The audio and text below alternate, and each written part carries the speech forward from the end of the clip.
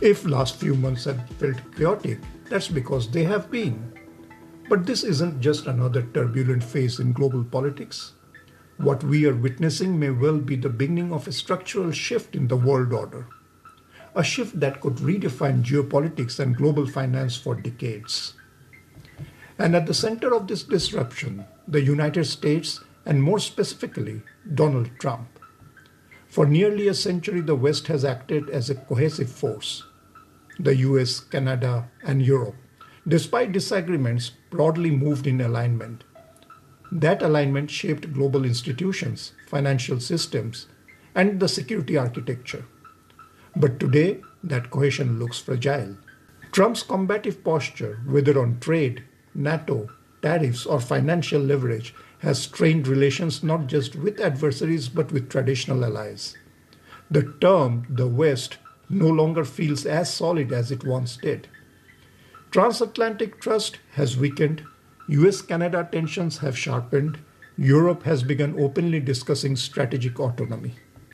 And when established alliances crack, new alignments emerge. Enter BRICS. Brazil, Russia, India, China, and South Africa was dismissed in the Western circles as an awkward grouping. Too many internal contradictions, too much rivalry, especially between China and India.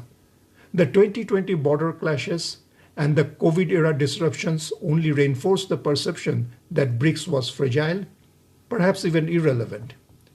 Then came the Russia-Ukraine war. When the West imposed sweeping sanctions on Russia, cutting it off from major parts of the dollar-dominated financial system, something shifted. The message to the rest of the world was unmistakable. The global financial structure built around the dollar and the institutions like the IMF and the World Bank could be weaponized. For many nations, that was a wake-up call.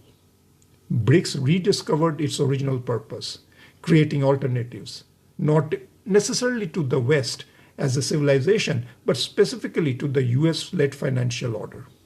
And then Trump returned into the global stage with renewed unpredictability. Ironically, his policies may have accelerated what BRICS always wanted, a gradual move away from the dollar dependence. But here's the key distinction. BRICS is no longer positioning itself as an alternative to the West. It is increasingly seen as an alternative to the US financial dominance. And that distinction matters, because Europe too is evolving. Notice something interesting. While countries discuss alternatives to the US dollar, hardly anyone is talking about replacing the euro. The euro remains the second most used currency in global trade, and Europe, unlike the US, is not currently facing the same level of geopolitical distrust from partners. This opens up a fascinating possibility. In the next 10 to 15 years, the world may not split into two blocks, but three. The United States, a more autonomous Europe, the expanding BRICS ecosystem. Now let's talk about currency, because that is where things get really interesting. There has been speculation about BRICS creating a common currency, but realistically, that's unlikely. The economic contrasts within BRICS are too deep, the political systems too varied, the strategic rivalries too real. And paradoxically, that may be BRICS' biggest advantage. Without a common currency, BRICS nations retain flexibility. They can trade in their own currencies. They can benchmark deals in dollars or euros without physically using them. They can create bilateral settlement systems. They can even structure quasi-barter arrangements. Take India and the UAE as an example. India imports significant crude oil from the UAE. The UAE imports large quantities of rice and other goods from India. Instead of routing everything through dollars, they can balance trade flows through negotiated benchmarks. Multiply this across dozens of countries, and the result is subtle but powerful. The demand for dollars gradually declines. Now, this doesn't mean that dollar collapses tomorrow. Far from it. About 58% of the global trade is still conducted in US dollars. The euro accounts far less than 20%. But here's the vulnerability. The dollar's dominance isn't backed by gold.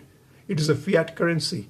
Its strength ultimately rests on global trust in US institutions and political stability. If that trust erodes, even slowly, pressure builds. The euro is also a fiat currency, but at this moment it does not face the same goodwill challenges that the dollar does.